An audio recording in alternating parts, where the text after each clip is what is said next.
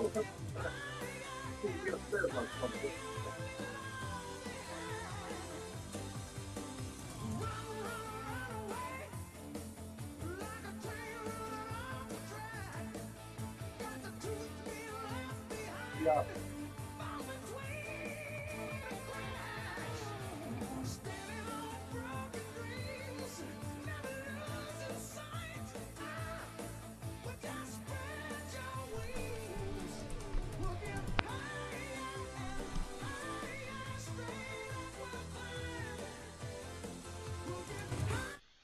Good morning for a change, and welcome to the Iracing podcast. I am your host, as always, Rob Lowell.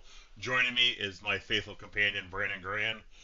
Brandon, how are you this rainy Sunday morning here in upstate Vermont and New York?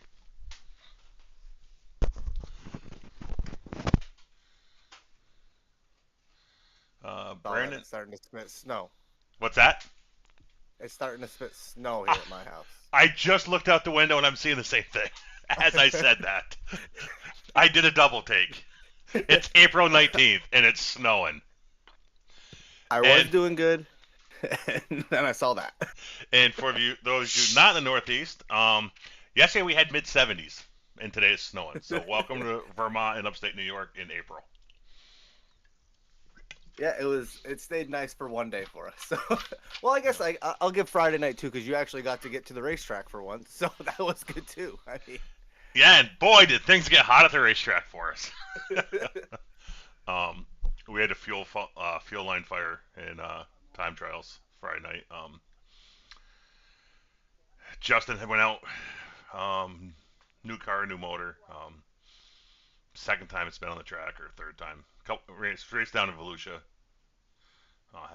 Didn't have great luck down there, and then went out warm ups. It was a little free. Made some adjustments. Went out for a time trial lap, and he was going to be in the top probably two in time trials.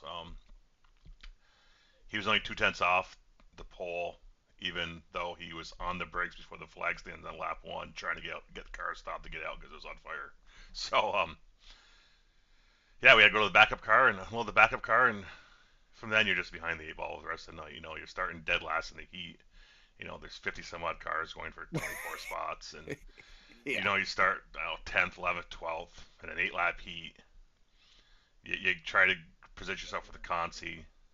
Then you start mid-pack in the consi, and we got lucky. We got into the consi, started in the back, but Malta has a new track prep guy this year. Track was kind of all night. It was slow in warm ups, slow in the time trials, off where we usually are. It was dry, slick, and really there was no big movers Friday night. No one charged the field like usually see at Malta. So with Lyle passing, there's gonna be some growing pains, and track was smooth though, so that's the big thing is, smooth track, and yeah, better than a rough, abrasive surface that you're going through the bumps all night. Yeah. Yeah, and everything came in one piece, and we learned some things, so it's a good night at the track. As long as you leave the track of everything in one piece and you learn some stuff. Real excited for our season. I think we got a really good team together, and it's gonna be fun. So. Now that didn't destroy the primary car, did it? No. It needs some wiring done to it. That's about it. Yeah. Yeah. Well, that ain't too bad then. I mean, yeah. Like you said, you did bring everything home in one piece, so. Yeah. And season's just getting started. So. Yeah, and that's a series car, so the series doesn't run again for I think a month. So, plenty of time. Next week down there, Friday night, we'll have the Malta car down there. So, going back to Old Faithful, the car they ran last year and the motor they ran last year down there. Everything's been gone through, and here's 30 points in there last year. We're looking to better that.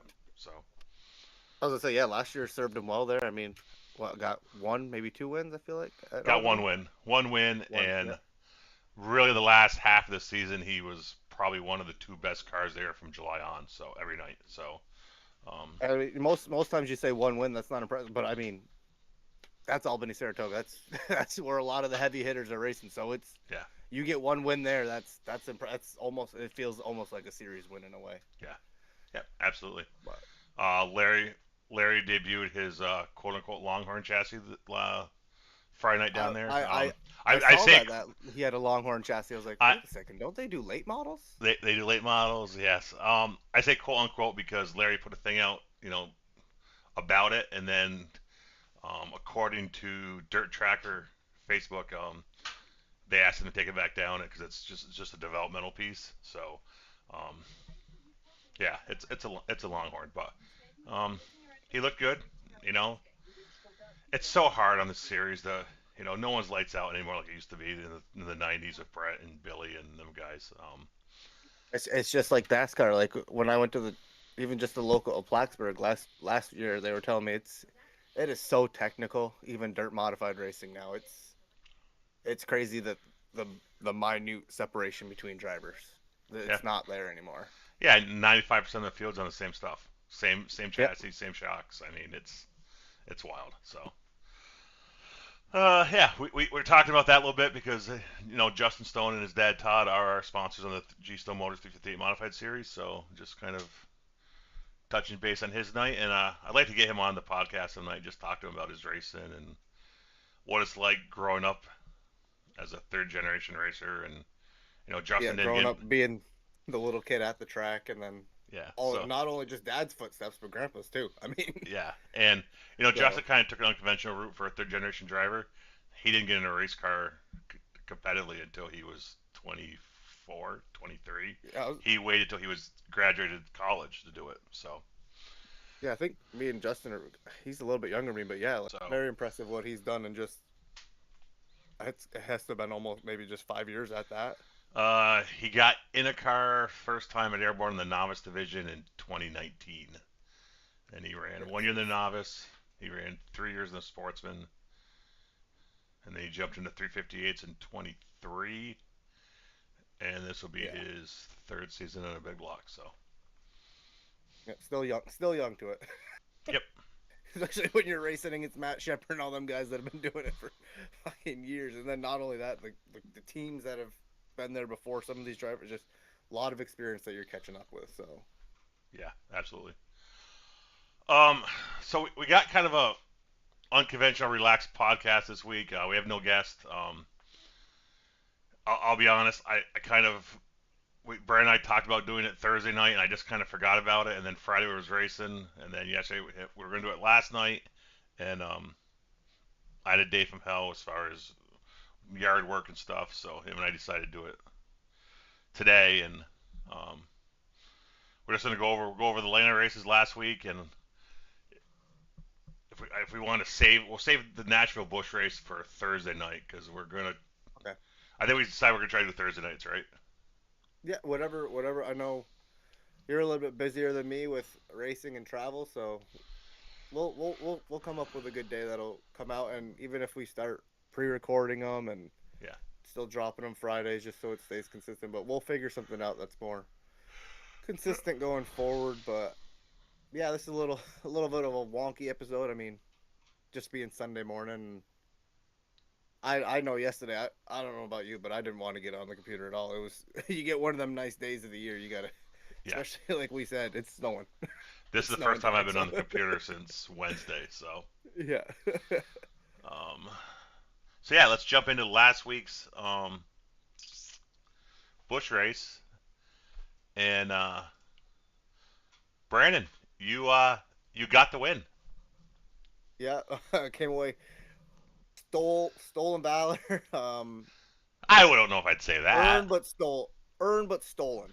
That's how Well, I'm gonna put why don't you it. why don't you explain that for our listeners that couldn't watch the race? Yeah, so uh, we had the Atlanta race, and it came to a point where, well, I'll go through the top. We'll go through the run order, and then I'll Yeah, explain my race. I'm But getting I'm getting the finishing order up here now. yeah, The results so page.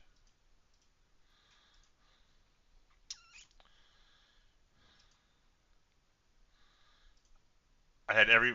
I was gonna clip all the finishes and the two finishes from Atlanta, and then I realized that I reloaded iRacing this week, and I haven't uploaded the replays back from OneDrive yet. So yeah, I didn't have them on my computer. It was gonna take too long to upload them from OneDrive. So Um.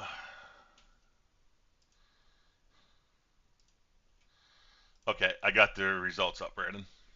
All right, so yeah, so as Rob said, I came away winning the race. Second place was Frank Zingen. Third place, Mike Kelly. Fourth place was Joe Hudson. Fifth was Logan Kogar. Sixth, Dustin Coggin. Seventh, Landon Audette. Eighth, Johnny Barker. Ninth, Grant Humphrey. And 10th was Ron Holyfield. After that was Steve Ritter 11th, Rick Kennedy 12th, Rob yourself in 13th, and Bryson Anderson was 14th. I just want to say I fell out early here, and I got to get in the booth with Brett, and that was the most fun I've had in a Busch race all season. Oh my! Isn't calling a race? You see why I say I like calling the races. It's a lot of fun up there sometimes. And especially the way this race played out with the final pit stop from there out, it was just. And I'm gonna ring my own bell here. When you pitted, I called it. I don't know if you watched the broadcast. I did. Oh yeah, of course I did. Come on, you gotta watch everybody. Did I call it? You did. You did. You almost didn't though, in a way, but you did. Because I didn't know. I thought maybe you. I didn't know if you were gonna have the speed early in the run, clutching. There, Johnny might not be able to get 25, 30 seconds on you. And I knew he was going to come in for like 1.8 gallons. Because he put new tires on. And I guess I didn't realize you'd put tires on when you took fuel too. And that was the difference. I didn't originally. Like when Johnny came down the first time, and then me and Frank came down, and I kept doing the math after we did our stop, and I was like, Frank, I think we can make it. And that's kind of why we took the fuel. And then I was like, yeah, but I think this race is going to go green. I think we need to come back and get our tires. So we came back down on the one to go, and that's when we took our tires. We didn't take them the same lap as Johnny. But we kind of had the thought of, with the little amount of cars and usually how these Busch races seem to go, this was going to go green. So that's kind of what flipped our strategy. And we're like, we got to take the tires now. Even if there's a late caution, then oh well. But so I don't remember exactly what lap that caution was on. It had to been, I think it was around 60 to go. So it had to have been around 65 or 70. And we could go 55, 56 on a tank of fuel. And I kept telling Frank, I was like, I think we can clutch this and save the fuel.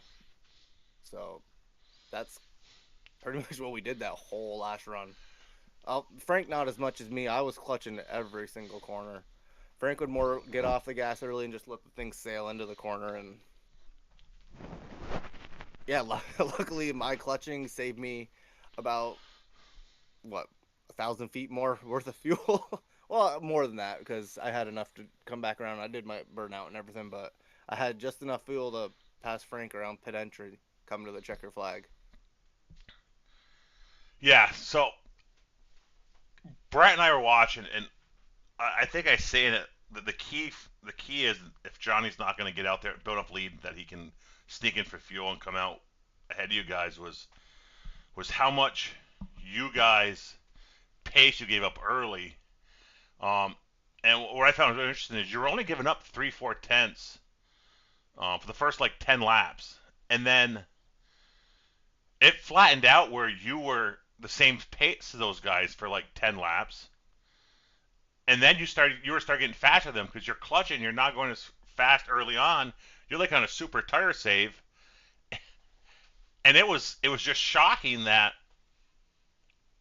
you had that much pace, even saving fuel and clutching. Did that surprise you?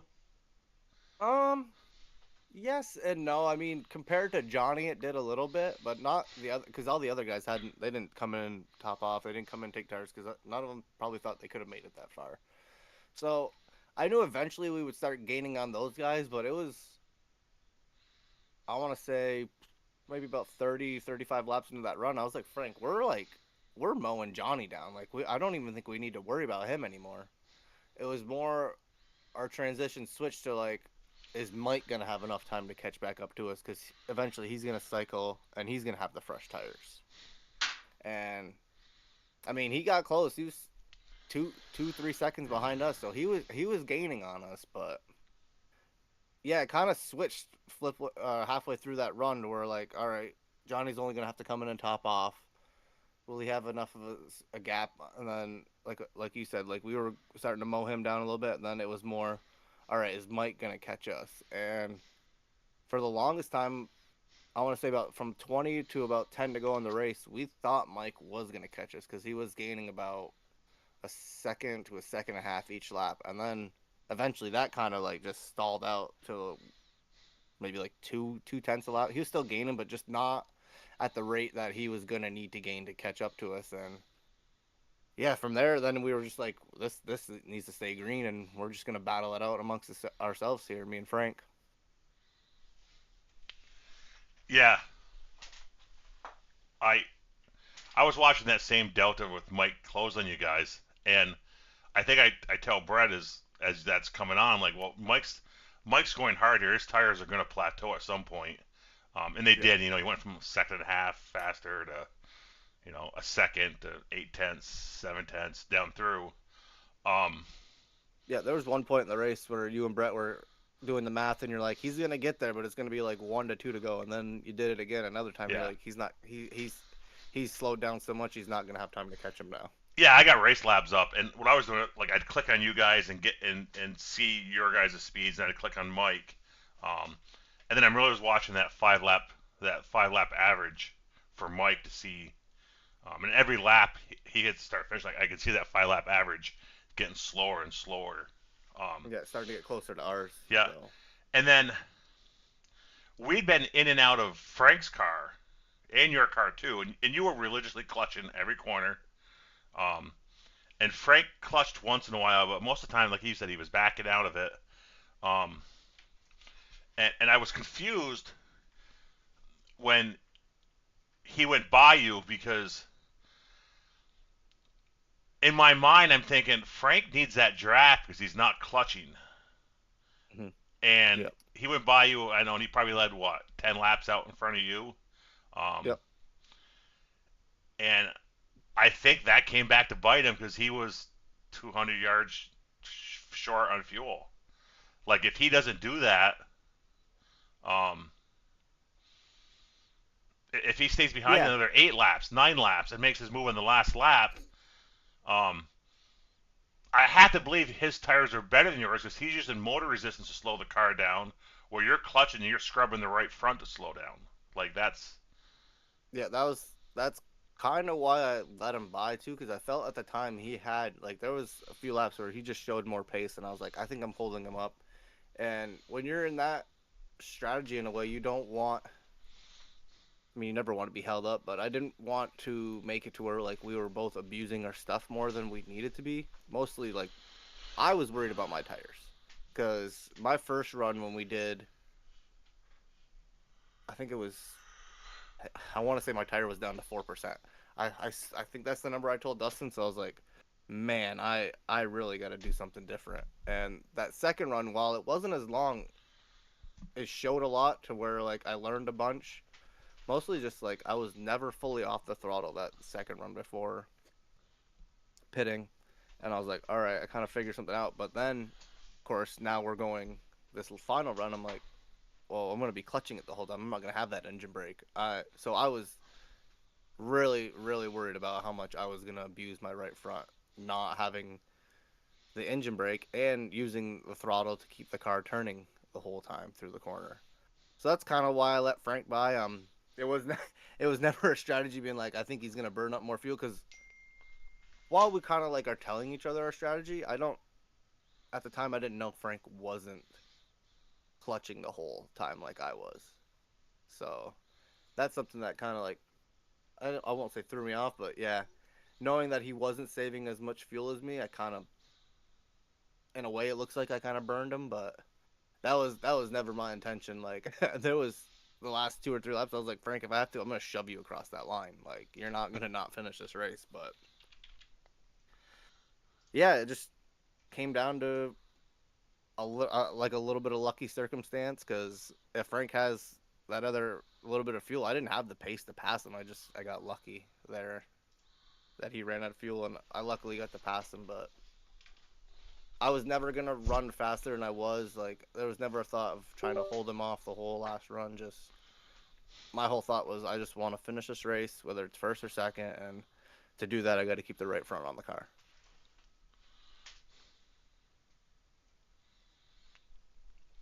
What you and Frank are in the same Discord there. Yeah. Is he telling you on the backstretch, hey, I'm gonna run out of fuel? Oh, he'd been telling us for probably 10 laps. He's like, I think I'm gonna be like a half lap because there was I want to say about 15 to go. We're obviously always keeping up. Like, how much fuel you got left? How much fuel you got? I'm like, I'm about 2 laps to the good. And I was saying that for probably the last 20 laps. And Frank's kept switching from half lap to good, half lap to bad. I'm like, all right, well, yeah. We were at that point. We were just kind of racing, and there was a couple of corners where you could see Frank would clutch it. That's kind of when he would like drift up high, I think, because he didn't have that engine brake slowing the car down. So it can sneak up on you. Like, not to give away too much from this most recent week at Nashville, but same kind of thing happened with a fuel mileage race, and Frank wasn't there with us, but I had Dustin, and he's like, "How are you doing this?" And I'm like, "I'm gonna tell you how I'm clutching this thing because it's not the easiest, and it's just you you're literally doing what Harvick used to do at Atlanta, letting off basically at the start finish line and letting that thing clutch and just slowly coasting the corner the whole time.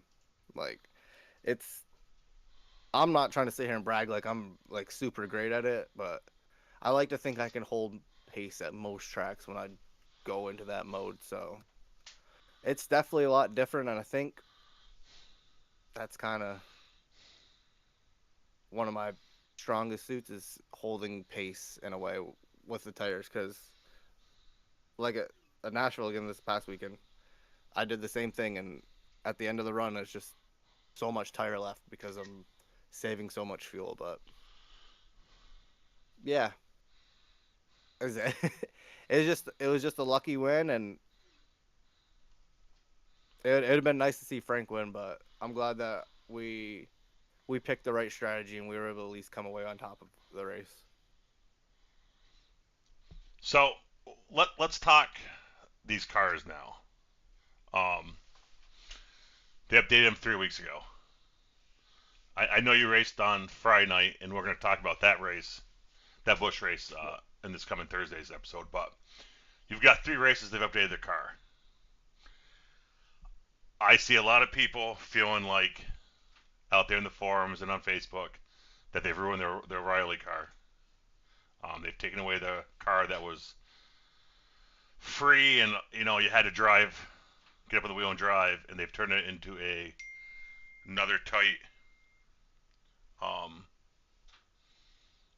right front dominant car. What are your feelings on that? Um, it's hard to take my thoughts away from like this most recent week because we'll get into that Friday. But I didn't race the car as hard as it probably could have this week, but I think it would have raced as it has been the past couple weeks really tight. But yeah, especially Atlanta and Homestead, just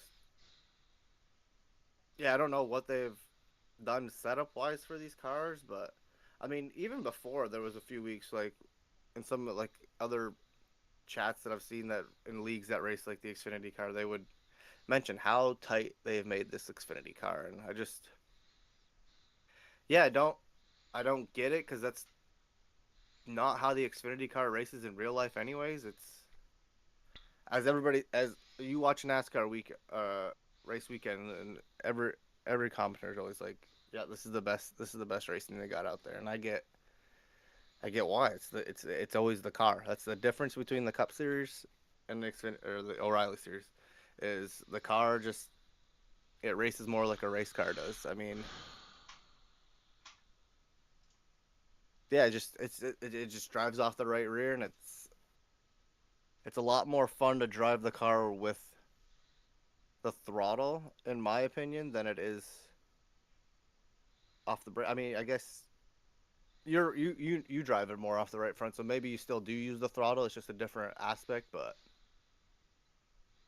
yeah, I don't say I hate the way this car runs lately because I mean I did just win, but I will say like last week for the Cup race, like that car drove how I like it to drive. That car, surprisingly, the next gen car drove off the right rear last week, and the Xfinity car did not. So, yeah, I think it's just a driver preference thing. I mean, there's a lot of guys that like the way this car handles, so it's all in a preference thing. I think that's one of the reasons that maybe a lot of guys like open setups these days, because you get into a fixed lobby with this car, and I mean, I don't think that's what most guys sign up to drive this car for. So it could be a little of a hindrance on it, but it just it just puts you back in the lab and trying to figure some stuff out to help try to make it turn.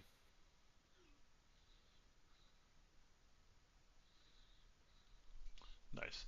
Sorry, I'm actually I just got a text from Steve. He's had a weekend of his sim and he's trying to get everything dialed back in here. So sorry. Um, No, you're yeah, good. You're I good. um the Bush car, like I like this version of it. I know that's probably gonna shock you that I like a right front dominant car. Um, but um, I wish they would just stop playing with these cars. Give us the same thing build to build. I don't know Yeah, what. it's always such a drastic change. Yeah, like how do you go from a car that is honestly one of the things that people liked about the O'Reilly car was it drove like your grandmother's 1978 Lincoln. It was floaty and it kind of it wasn't in the track, it was on the track, and it made guys get up the wheel and drive it.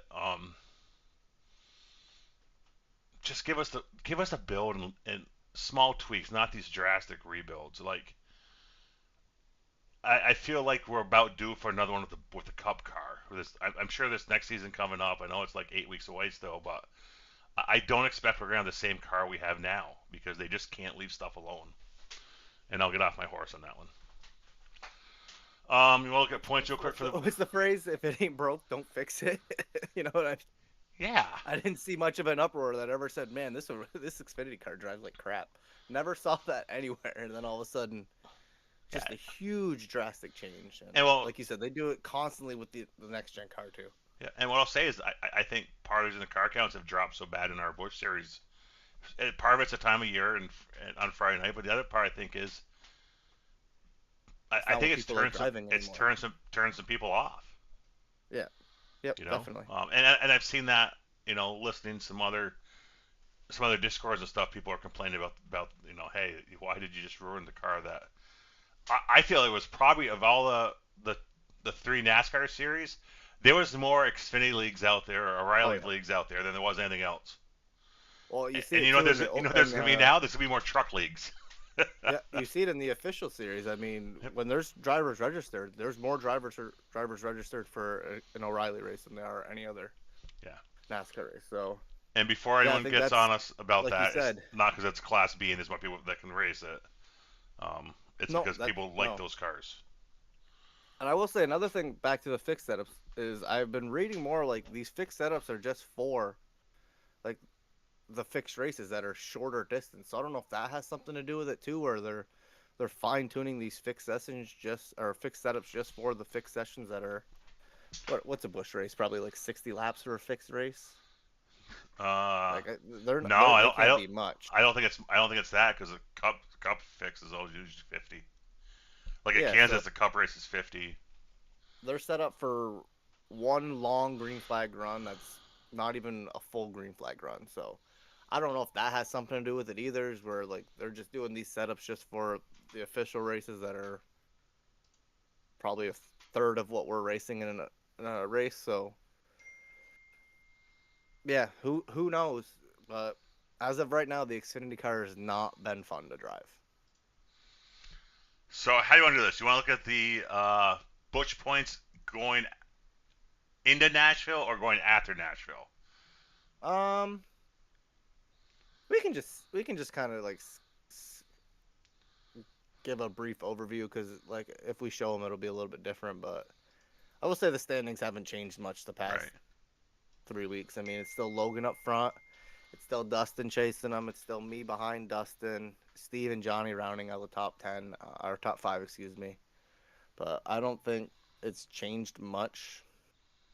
I think the only change this past week was just you weren't there, so you dropped a couple spots and guys gained on that. But yeah, I dropped 1 spot. yeah. Somehow I'm 8th in points. Well, last week it didn't help that we only had 9 cars on No, Friday. So. no. But look, we've kind of gone over that. So yeah. So we announced it this week in our Busch chat that after Kansas, the Busch Series is going on hiatus until the fall. We're not going to have a Friday Night Busch Series. We talked about keeping it light this summer, try to keep guys active and interested, but with only 10 or under, and honestly, I think 3 or 4 guys are only still racing at this point because of they want to maintain where they are in points. yep. It just makes no sense. We're not going to broadcast it with that few cars, and we'll get to the fall, and I expect in the fall this series will pick back up. But we did, we're still going to have racing during the week. We're still going to have, I'm going to let you talk about your Tuesday night deal you announced since the last podcast. And then Thursday nights, we're going to have our Elite Series, and that's picking up. I think we're almost 25 drivers signed up for that. I'm excited for it. It's going to follow the Cup Series schedule. Got a great broadcaster for that. I'm really excited about the broadcast team for that. So, you want to real quick before we jump into the Cup stuff, talk about Tuesday nights? Yeah, we can get into that. Okay, I will bring up the schedule here.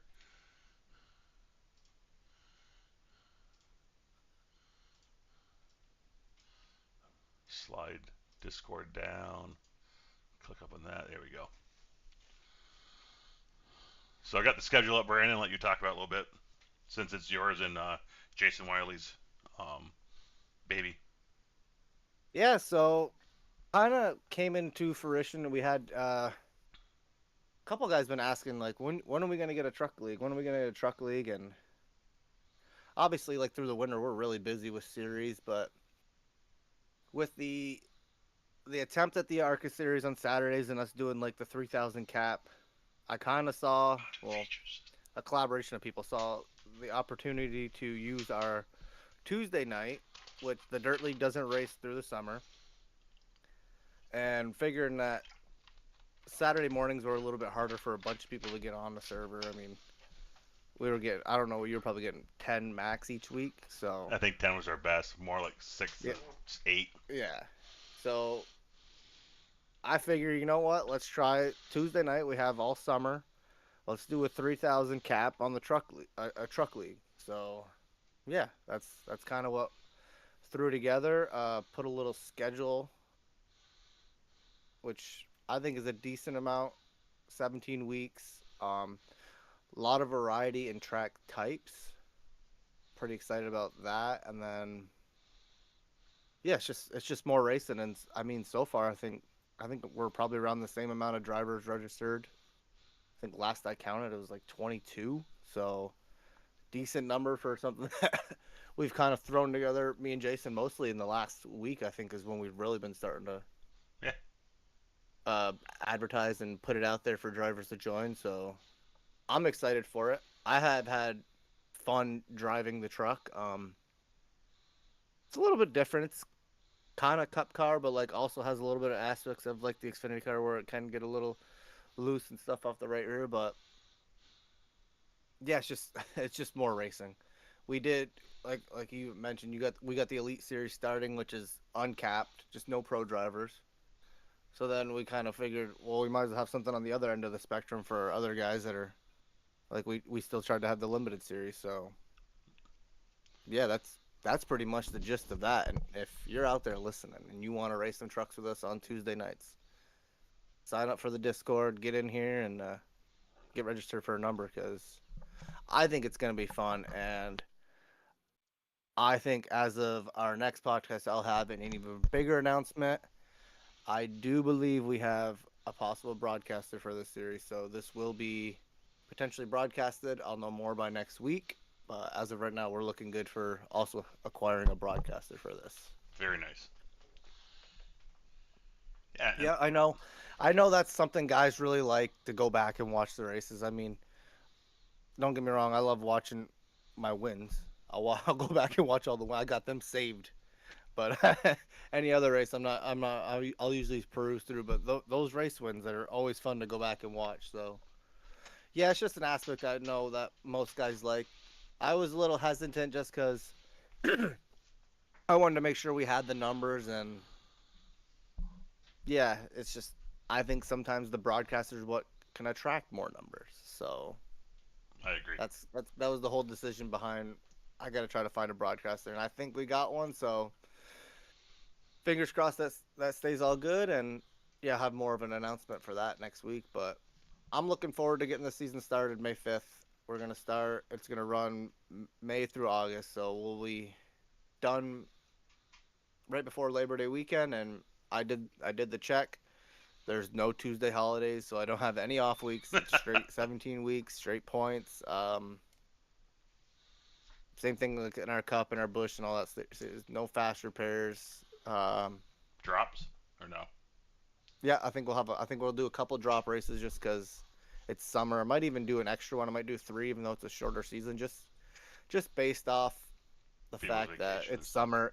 Yeah, there's summer. I mean, I'm sure there'll be guys that'll miss a few weeks, so just so they can still be in contention for some points. But yeah, it's just something to do on a Tuesday night when you're done work and have a little bit of fun. Nice. And we still have our Sunday night. Uh, I'd say it's our flagship um, series. Yeah. 3,500 cap on that, starting the season 7. We do have a couple guys that are grandfathered in that are under 4,500, just because they've been loyal to us this last season, and we didn't want to leave them out in the cold. Um, but I think there's only 2 or 3 of them, right? I think it's 2. Yeah, No, three. there's too There's many. 3. Um, and I know 2 of them are going to miss races because they travel a lot in the summertime. So um, our summer league's It's usually a bound little to more laid happen. back. Yep, our Yeah. summer league's a little more laid back, and I can bring that schedule up real quick. We'll talk about that. Kind of nice to be having a relaxed schedule here. We don't have to rush, and so here's our season 7 schedule for our Sunday night Winston Cup Series. Um, Same thing. We're gonna do 2. Maybe I like that idea, Brian. Maybe we'll do 3 drops for this, just um, Yeah, I just because of I was vacations and originally stuff. doing two, but then I thought of it. Yep. Yep. I was just like, you know what? Because there's weeks where you're gone, and Yep. then you miss an extra two even after your drops. You're like, I'm not even in contention for points. So then you just start showing up periodically, and it's just yeah. I think a little more to keep the driver want to stay around for each race. And there may be one change to this schedule. I'm thinking about changing the opening race to New Atlanta. We haven't run New Atlanta really with the Cup car, and I'm thinking maybe we'll test it the Summer Series here. Even though Old Atlanta gave us a hell of a race this past week. um, I don't know, maybe not. I mean, just I'll throw a We'll figure poll up. one out. I'll throw a poll up in our next gen chat and ask: Do you guys want to run the Old Atlanta or the New Atlanta? But we got Michigan, Kansas, Legacy, Texas. The one everyone's probably gonna look at me and go, "What the hell is that?" Is August 3rd. That's Mountain Panorama. That's Bathurst. It's gonna be a The Jeff 1.5 Pogo hour race. Invitational. That's the Yeah, that's the Jeff Pogo Invitational race. Jeff thinks I'm joking that he's gonna start 5 laps down in that race, but it may not be 5 laps. But I think Jeff may have to sit in the pits for a lap, and I think he'd be 100% okay with that. He'd say challenge Oh yeah, accepted. you have more But fun. Yeah, you have more fun with that. yeah, so this is totally a fun schedule. There's I don't The think way I anyone's see it gonna is go into the more summer like series. None of us go into the summer like series with a seriousness about it. yeah, I think it's more like I see the summer series as more like a tester for like new tracks to like because like we talked about like some of the races that we had on the cup schedule this most recent season we were like I don't really know like we've always tried to just go to each track once, and like maybe that's not the strategy. I don't know, but I think I see the summer as always more like let's test new track combinations. Let's try different race lengths to see if it works. So it's while it's still season 7, you're still racing for a championship. It's also more like our testing season and like really trying to refine to get like for the winter season. Yep. And yeah, we're gonna look at our, you know, when we get to September, we're gonna be looking at refining Sunday night a little bit more, and we'll be holding recruitment races in the month of September. I kind of liked our late October start we had last year. I like Yep. that 26, 27 week schedule we had. But yeah, we're gonna double up on some tracks in season 8. There's gonna be some tracks that we're just not gonna go back to, because Yep. they don't bring the numbers in, and they're just not. And yeah, it's not good for us. So, um, I will say I just noticed the season 7 schedule. If this comes down to the last race, Talladega is a wild last race. It is. Which I like. I don't want it changed. I just no, that's awesome. why I did it. I wanted just to. And then we'll bring up the elite schedule here real quick. We'll go over that. So we got this one's 3. A lot easier to go forward if you know the NASCAR Cup schedule. Yeah. We do have 3 preseason races.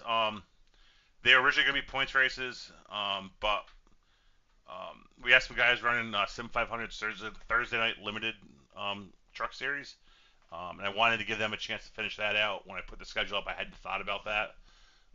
Freaky Fast is going to broadcast these 3 preseason races, so it's going to be broadcast, and it'll give everyone a chance to race together a little bit. So the other thing we did is the road courses we swapped out for other tracks. Week 3, which is Sonoma on the Cup schedule. We put Legacy Atlanta, not Legacy Atlanta, but 2008 Atlanta in there. I'm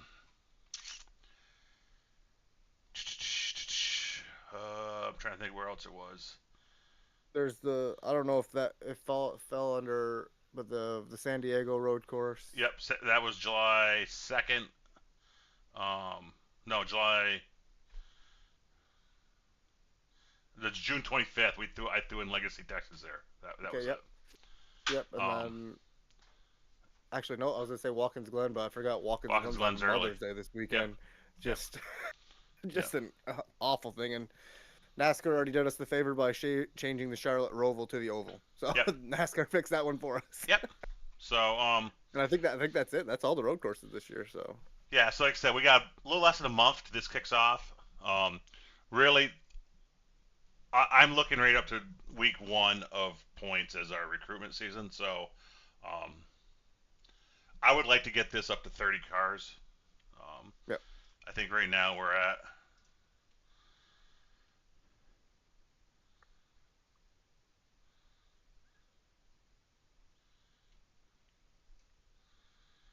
$28 if everyone races that applied. I'd like to get that number more up to like 35. I feel that. I will say a lot of the registered guys are our current drivers, so there's still a lot more that like from the outside that can flood in. So we might get to the point where we have more than the guys in, and you have to qualify in, and I like that. Yeah, if we get more than 40, it's going to be qualify in. So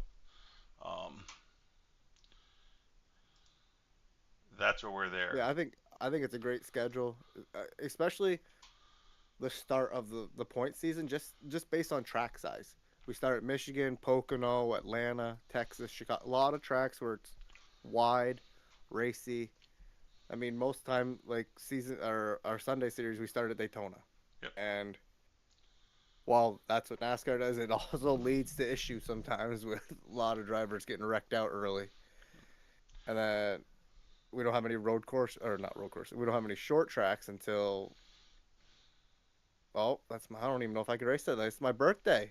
North Wilkesboro, the site of me wall riding against Johnny. So yeah, that's our first road course. But actually, I guess the week before that, I assume that's drafting Atlanta, Echo Park. Because we yes, we're matching this. Matching this series. Yep. All right. So yeah. So let's jump to the Cup Series, the Sunday night Winston Cup Series, and Sunday night at Atlanta. Um, I would like to say he was the burglar crawling through the window and stole one at the end, but he didn't steal it. It was given to him. And that's not taking away from Anthony. He was in the right spot at the right time. Um, I gotta almost contradict that, because I think in a way he kind of earned the scoot too. Because if you think of what happened to him early in the race with him and Jim, I'm not saying, I don't mean it that way. I know what you mean. But he was going to finish third there, and he was going to finish third. the two guys ahead of him handed him that win. Oh yeah.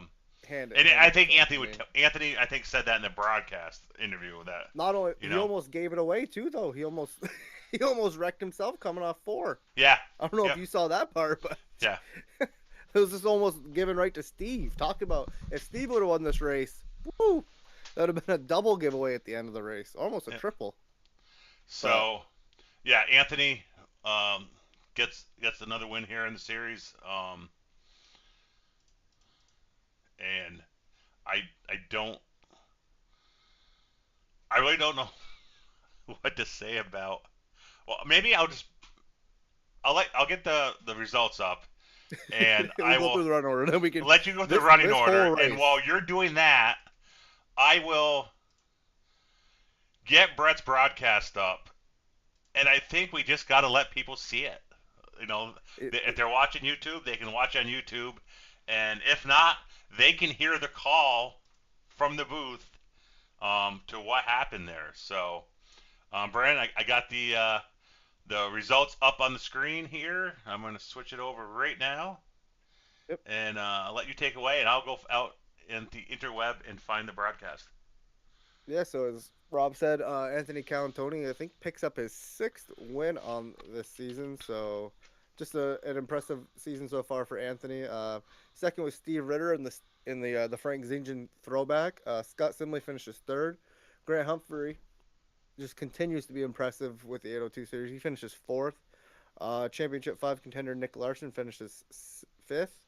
A good run for Eli Raposa. He finishes 6th. Donald Sieben, I think his 2nd or 3rd start with us, finishes 7th. Ron Holyfield 8th. Dylan Hinton 9th. And Nate Brooker rounded out the top 10. Dylan's brother Brandon finishes 11th. Arabia Caton finishes 12th. Christopher Muse finishes 13th. Johnny Burker, the last car in the lead lap, 14th. Then cars lap down. We had Kenny Real finishes 15th. 16th was Joe Hudson. 17th was Chris Progar. 18th was myself. Joe Livingston 19th. Tyler Humphrey 20th. Jeff Pogo 21st. And then I should mention that Johnny Barker also Championship 5 contender.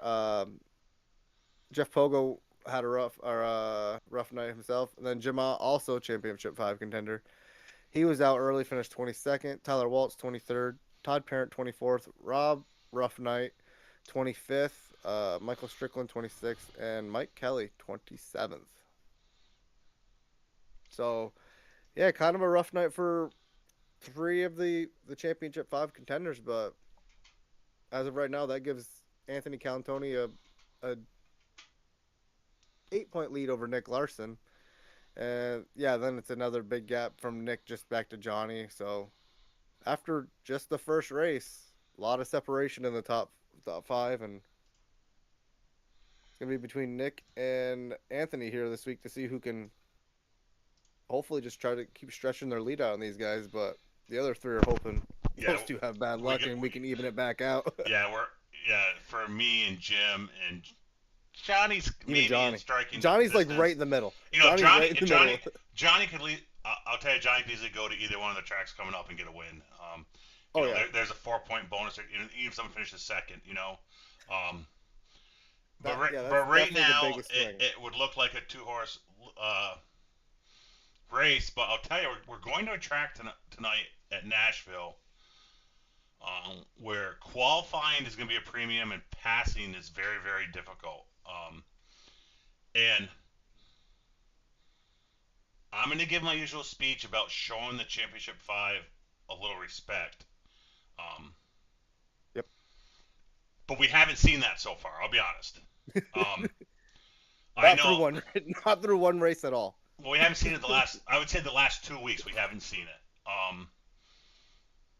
I had a guy. Back, yep, even the elimination race. Yep. I had a guy at Atlanta use my left rear quarter up 3 laps in a row, getting into one, get my right rear hot, and as you know, Brandon, once you get that right rear hot, you're screwed. Well, especially last week. I mean, like we said, like the car was not as traditional as it used to be. It actually drove off the right rear a lot. Yeah. And once it's the dependent tire gets overly hot, you're screwed. It doesn't matter if it's the right front, because then you're just gonna push like a fucker. Yeah. Last week it was the right rear, and as you're saying. I mean, I put I had a long post written up after Homestead, and I moved it to my notes section on my phone, and I sat it there, and I didn't post it because I saw something go on at Homestead that I felt like I wasn't right. That wasn't right and should be addressed. I sent it to Steve Ritter and said, "Hey, just look at this," and he sent back, that, hey, yeah, it's all accurate. It's up to you. And I said, well, we've had 3 green to checkered races in the playoffs. Maybe it was just an off night. At the smallest tracks. Yeah. At the smallest tracks, though. That's the thing. Well, Michigan wasn't. Michigan's one of the bigger tracks. But Dover and Gateway, 2 tough tracks that narrow up off the corner, and guys showed respect. And heavy braking, where everybody's gonna have different braking points. Yeah. So we go to Atlanta last week, and we go to Homestead, and it was bad. Went to Atlanta last week, and it was even worse. And I just felt like I had to say something. We'll see how the league reacts tonight, but yeah. I will say, I mean, I know our cautions say that we had 9, but when I go back through the pictures, and I want to say about half and half. So 5 of these were self spins, but 4 of these are totally avoidable accidents where it's just,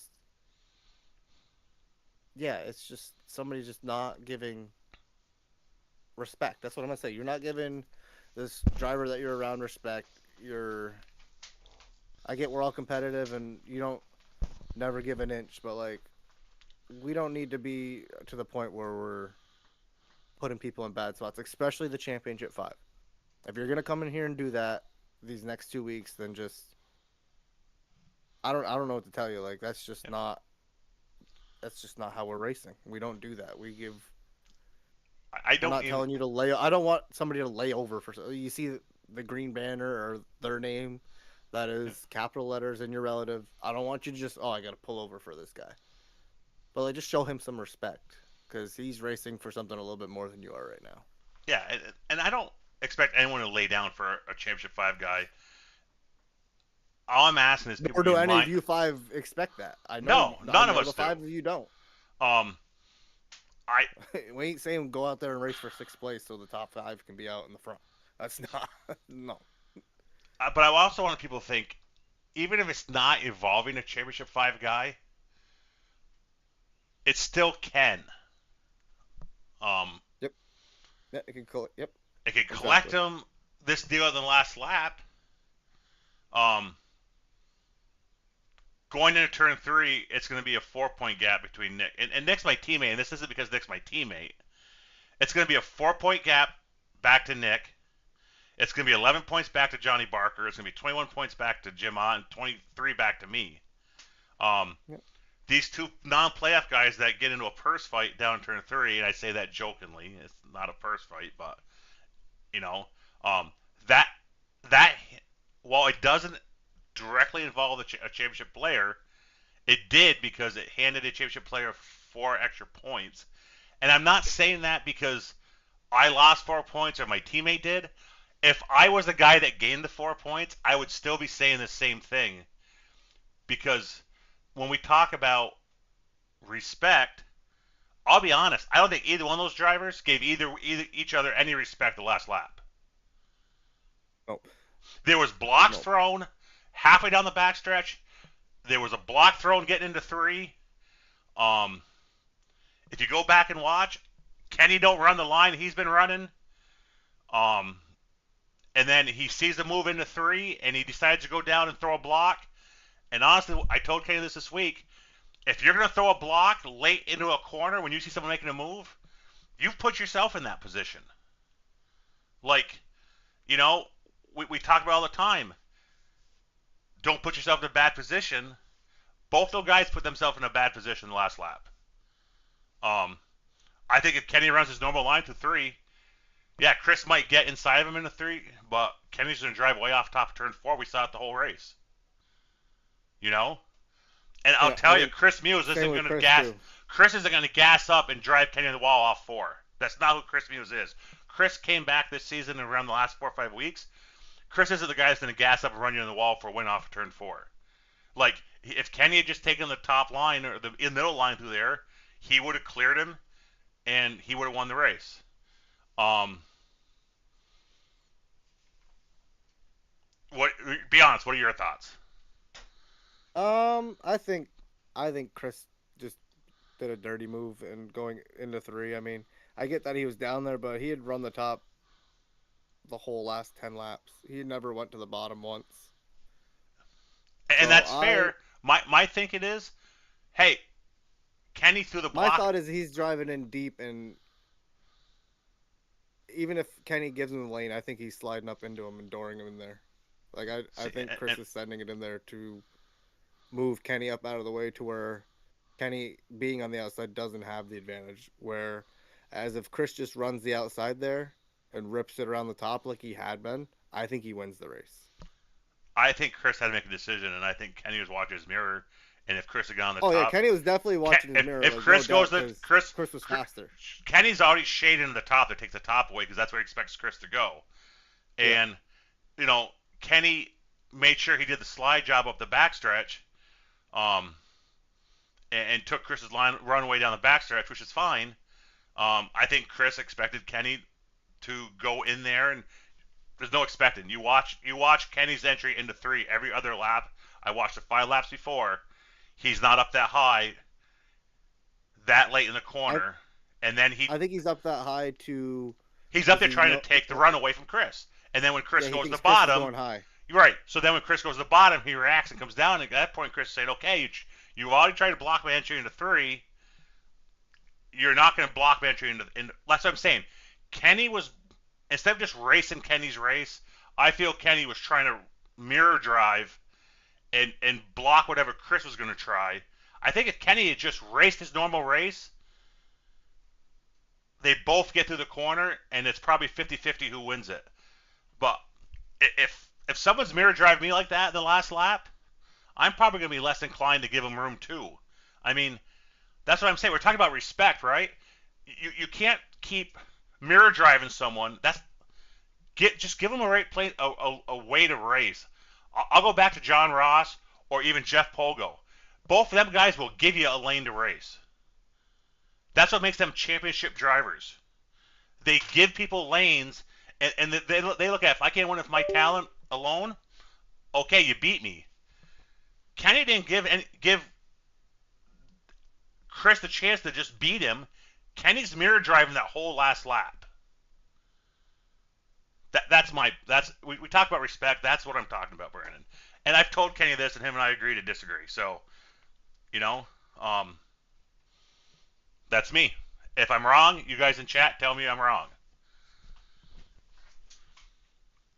But we can watch it here, and you can see it. I gotta move screens here.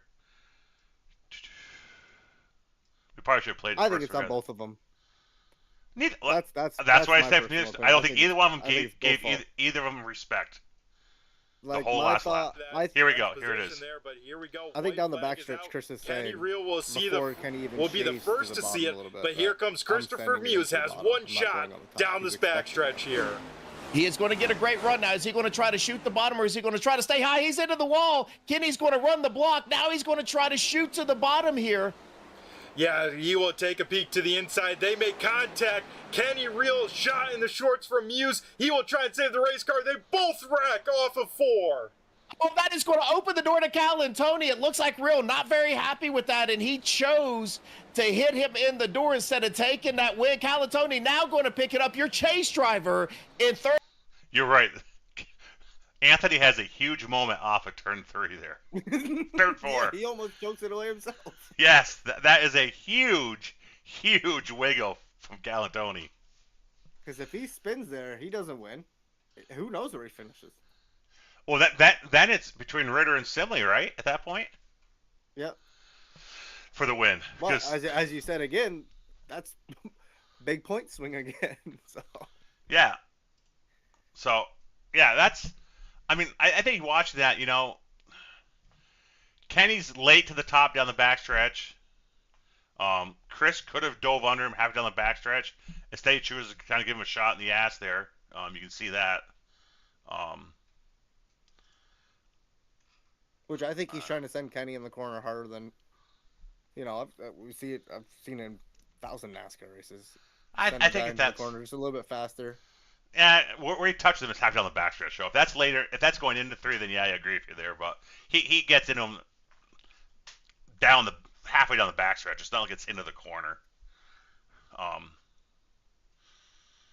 I just think it's at the end of the day, it's two guys racing hard, and I'll say this: we've seen way worse out of guys to win races in this league in seasons past that there was no call on. Oh yeah. So I'll leave it at that. The first incident is 2 guys racing hard, and then the second part of that is if I'm not winning, you're not winning. And well, Kenny would argue that point. Kenny says he was out of control the whole time. Well, no, he deleted that post, and he told me in a private chat that he did not intentionally wreck him in retaliation, that he just lost control of his car. So I was going off the post that he put. Yes, well, he says that was a joke, and everyone took it out of context. But I think you and I both agree that was. I'm gonna have to help him with some jokes. That's not. not what I told him was pretty straightforward. What I told him that was a pretty stupid joke because it didn't come across as a joke. It came across as if I can't win, you're not winning. But yeah. If you going back and watching that's what it said. That's what the post said. The picture said it. But I will say this: if you go in Kenny's in car, because I did, from the time there's the initial contact, his wheel is hard right the entire time. It's not like he ever straightens it up and jerks it back right. Yeah. So he is trying to save the car the entire time, and the red MPI streak never comes back into view until after they're both up in the wall. So Kenny gets hit in the left rear, he turns the wheel right to save it, and it stays right. It's not like he gets it centered up, and then when he sees that, because Chris had to run on the outside at that point, right? Like Kenny makes a hell of a save, and Chris still has the momentum, which I'm actually shocked he did, because he lifts when Kenny gets sideways. You go in Chris's car, and Chris is out of the gas, has lifted, while Kenny's getting it back straight. And if you're not in Kenny's car, you think he's probably got his wheels straight and is still trying to turn left in the corner at that point. But his wheel's not. It's still hard right. And then they get together. So yeah, he's drifting that thing the whole corner. I'll be honest. When Kenny put his post up, he admitted it. When we've had intentional wrecking before and people admit it, we have a very strict policy. We have a precedent. I'm going to follow it. That post came up when I was at work. I came home that night. And before I did anything, I went in Kenny's car and said, okay, Kenny's telling me he's trying to save it the entire time. He's out of control. Let me see. And when you look at Kenny's in-car, he never has the wheel straight. He's always the right trying to catch the car. So a little look inside how I try to officiate. To me, at that point, there's not conclusive evidence that Kenny intentionally wrecked him, because he is hard right the entire time, looks like trying to save the car. Right, wrong, and different, take Kenny's post out of it. With the video evidence I have, and then Kenny saying, listen, I was just trying to be funny, kind of braggadocious there about, if I can't win, you can't. Yeah. That was the reason why. But I will tell you, if I'd come home and Kenny's wheel had been straight and then gone back right, it would be totally different. It would be the different. exact same penalty that Mike Killenbeck got back in season 2 when he admitted at Homestead to wrecking a guy that had wrecked his teammate. Mike got suspended for the rest of the season. Kenny would have got the same thing. So I came home, I looked at the evidence. The evidence just isn't there to support it. Could I penalize Kenny for being an idiot and making a stupid post? Yeah, I could have, but we've all done that before. So if we're gonna start penalizing for idiotic posts on Discord, then we got nobody out there. We don't have anyone in the league. So, and the fact that you and I can look at the same look, hey, you look at it one way, I look at it one way, and unless you and I and Steve, the other one on the drivers' council, are in agreement, we don't do anything, right? Like we've never had. Wash, basically. There's never been an instance where you and I have disagreed on something, and a penalty is the result of it. Like, unless it's pretty much unanimous, we don't make a penalty. So, yeah, more times it's more what's that fucking word? I would remember if I was still married. Where you meet in the middle ground, Compromise. Compromise, yeah. We have more compromise when it comes to penalties. Like, there's times where I have a stricter penalty than like you and Steve would have, and we're like, all right, let's meet in the middle with it. And that's kind of like what happens. Or if we can't ever come to it, then we're just like, you know what, it's a wash. And if it's a bad enough situation though, and we still can't come to it, that's when we usually come, and we'll get random drivers in the series to they'll talk, and we're just there. One of us is just there to moderate it, and they're the ones that make the decision, not us. We have nothing to even do with it. Yeah, we've done that before, where we're like, hey, we're not sure on this. We've had Jason Wiley in before.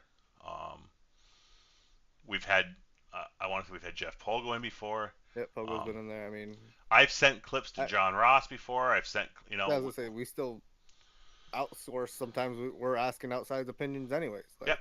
I know you've talked to Jim. Like you said, you talked to John. You talked to other drivers. I mean, I've reached out. I bounce things off Joey Katina a lot. Joe Hudson. There's people out there that we respect and have been in this simulator long enough that if we're not 100% sure, we try to get second opinions, and more times than not, unless they're not more times, every time, unless they come back like, yeah, that we agree, we don't pull a trigger on something. Because it's not fun to do, and it's not. I'd rather everything get settled on the track, and yeah. I mean, if you watch, there's NASCAR races themselves. I mean, there's accidents every week. Not everything has recourse. Even when someone does it on purpose, NASCAR doesn't have recourse. Yeah, exactly. So, we're unless it's a right hook, but it's way different in a sim for a right hook. We're not going to suspend somebody for a week for that, because they're doing that because it could hurt the driver. We can't get hurt unless you're riding on one of them motion rigs that I've seen shake the hell out of somebody. I don't think you can get hurt sim racing. I can tell you with a strong wheelbase, you can hurt your hands. That's true. That is true. You can hurt your hand. Matt Johnson tore the ligaments in his wrist. Yeah, Daytona this year. But he also had it cranked to like 24 Newton meters at Daytona when he hit the wall. So, look at cup points. We did that already. We go to Nashville tonight.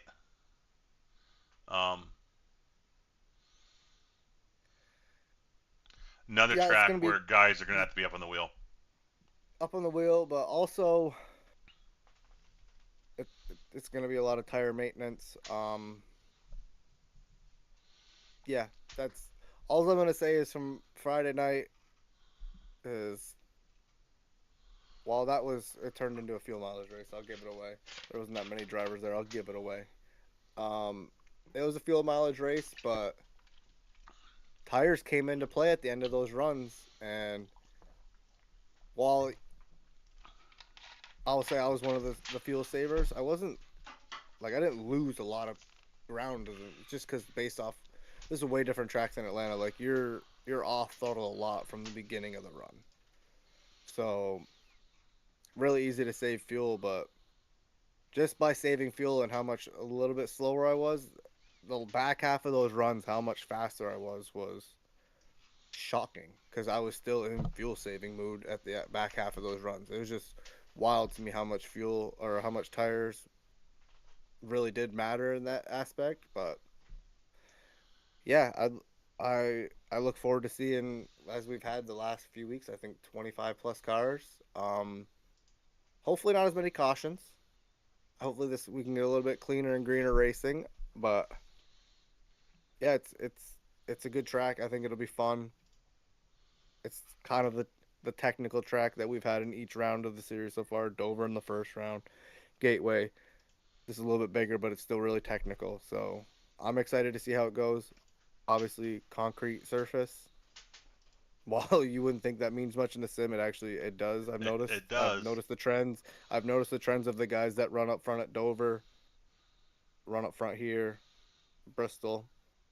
Just it is a lot different. So I'm looking forward to seeing how this Championship 5 shakes out. I shouldn't say I hope, because that sounds like I'm hoping for Anthony to have a bad day, but I hope this tightens back up.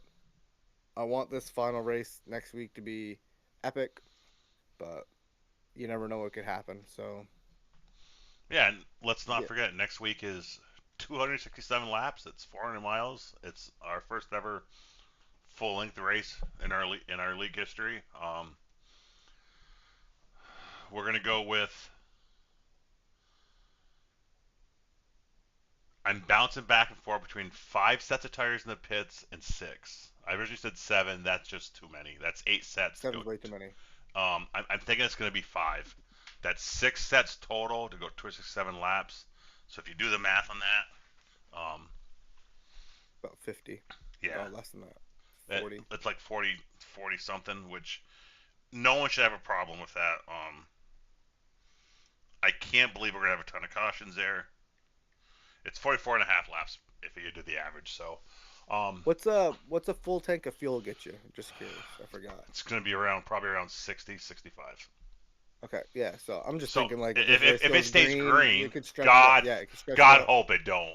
I don't think any of us are in a condition to go 267 laps green. Well, I don't think it'll go 267 green, but I'm just saying like instead of just if we get a caution at like 40, like everybody's gonna pit. Where like if we go a fuel run, will somebody pit early like 50? That's what I kind of want to see. I want to have a couple fuel runs actually go full to really actually start stretching out the strategy. Because if it gets a caution, you know what I mean. Hold on, I can tell you. Let me look here. This may be 100% of fuel mileage race if it stays green, though.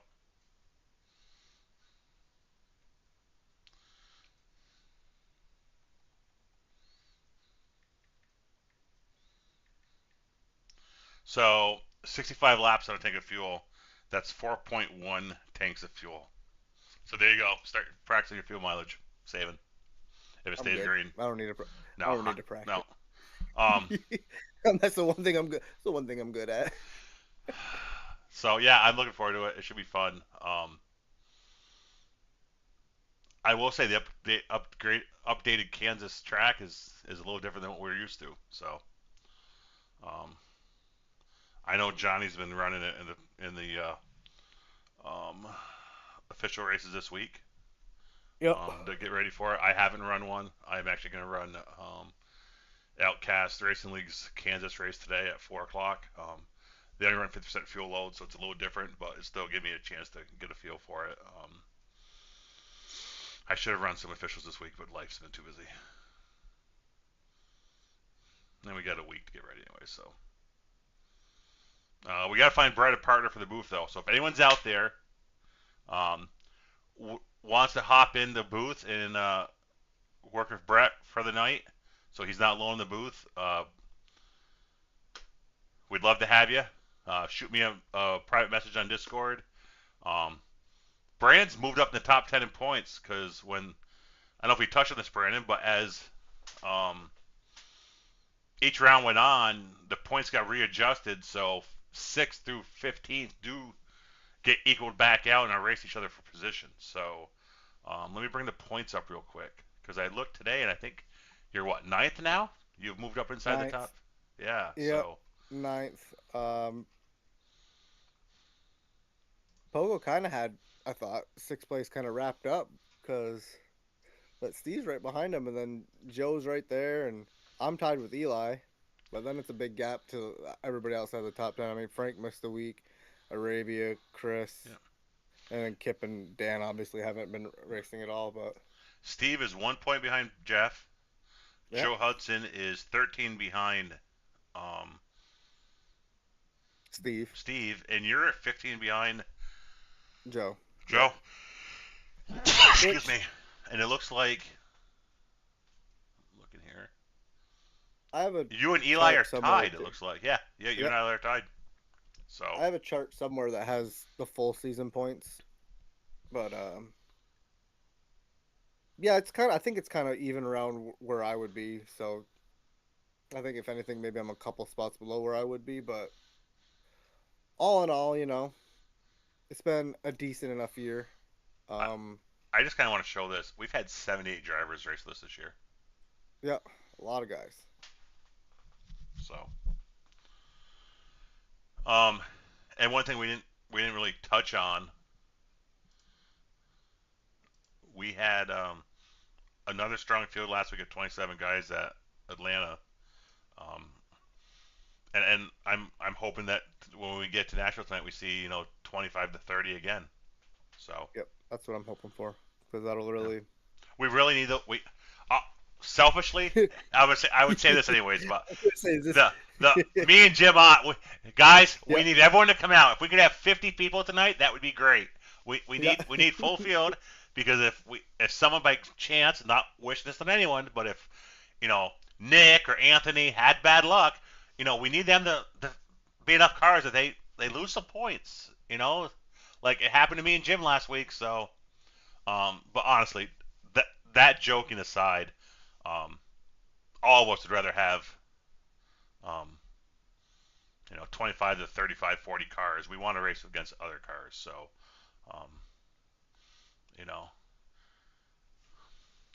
the Humphreys, Chris Muellers, all them guys that have come over in the last few weeks, Dylan and Hinton and Brandon and Nate, Daniel,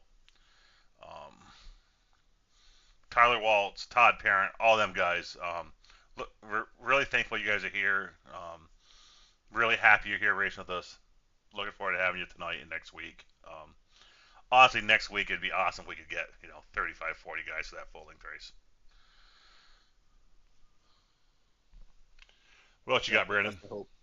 I think that's pretty much it. We've gone over both series. We previewed. We did both new series. I can't think of anything else. You want to do picks for tonight? Yeah, we can do that. We can do some picks. Let me look through here. Through the latest couple race results.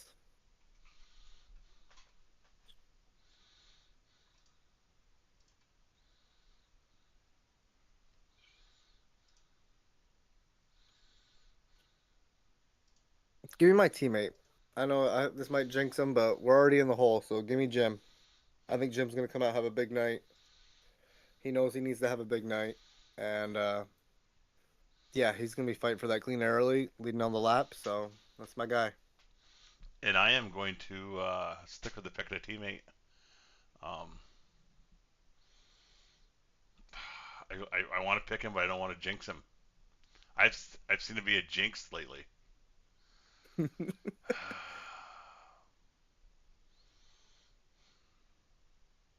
I'm going to take a chance on it because I believe in the kid.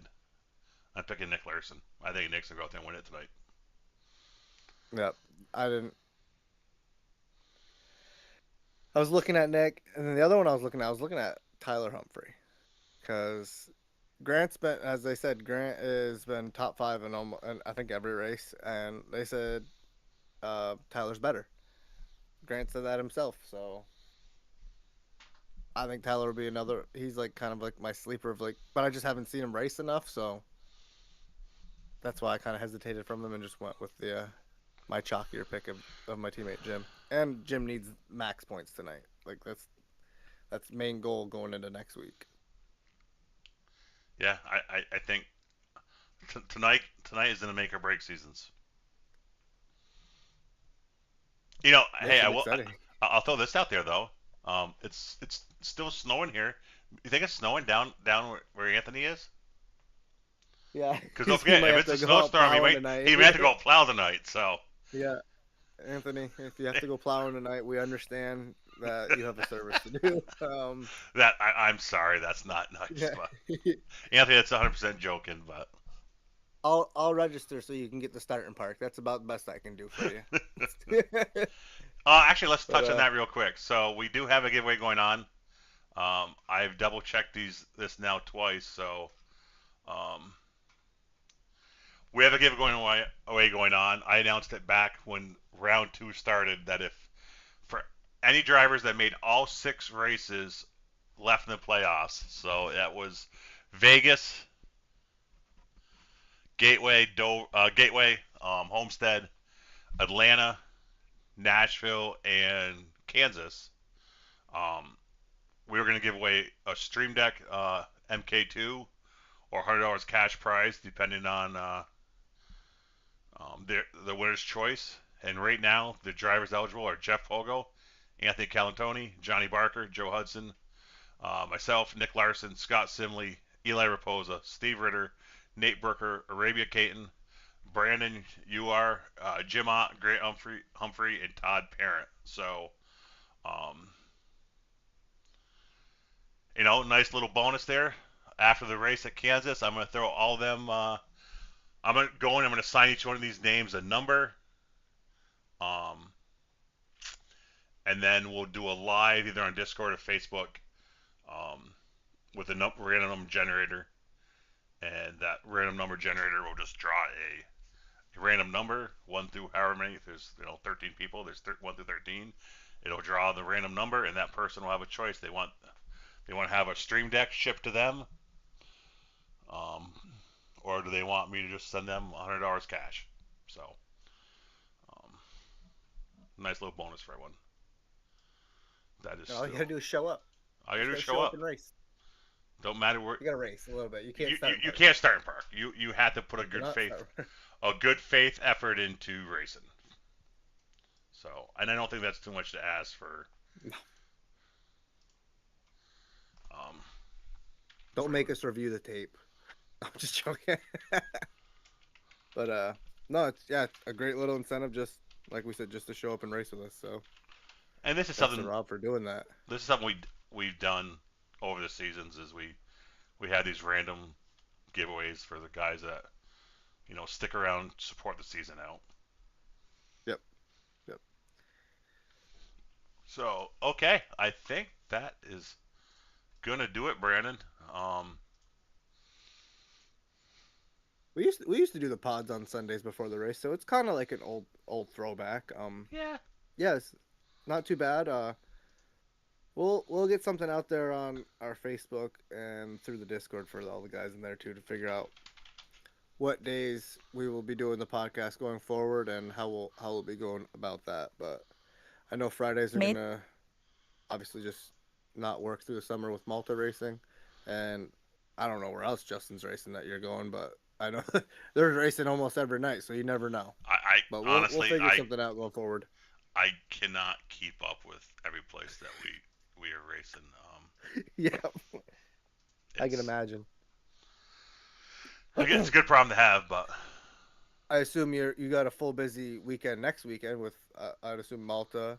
I think Devilsville has 358, so I don't know if you guys are racing there, and then Airborne got postponed again to next Sunday. So yeah, I'm not sure if we're going to the bowl next Saturday or I know I'll be at Malta Friday night, and after that You'll ask Friday night when you leave and be like, hey, where are you guys going tomorrow? They do know that next Sunday I won't be. If Airborne raced today, I would have been there. If it raced last week, I would have been there. And they know I won't be there next week. So one more postponement. You got but it. Yeah, so like if we do run Devil's Bowl on next Saturday, I'll leave here Friday morning. And I won't be home till sometime Saturday night because I'll just stay in the toter home Friday night at the race shop and get up and swap things around and get ready to go. But there was nights last year where I would go to work Thursday morning. We'd race Airborne Thursday night. I'd go back, stay in the motorhome at the race shop, go to work Friday morning, come home, go back to the race shop, go to Malta, stay in the motorhome, go race Saturday at Devil's Bowl. There's a 358 race there, and I wouldn't get home till Sunday morning, early morning. So, yeah, things we do for racing. Yeah, racing life. Yeah. Hey, wouldn't change it. There's a lot of summer widows in racing. You know, the wives are they don't see their husbands during race season. No, I always remember, you got the hall pass tonight. When somebody would show up at the races, you got a hall pass tonight. Yeah. So. Yeah. Okay, Brandon, I will see you this afternoon. Yeah, we'll see you later, and we'll see you guys sometime next week. Yeah. We'll either do it Thursday night or we'll get it taped late for Friday night. Sounds good. Okay, have a good night.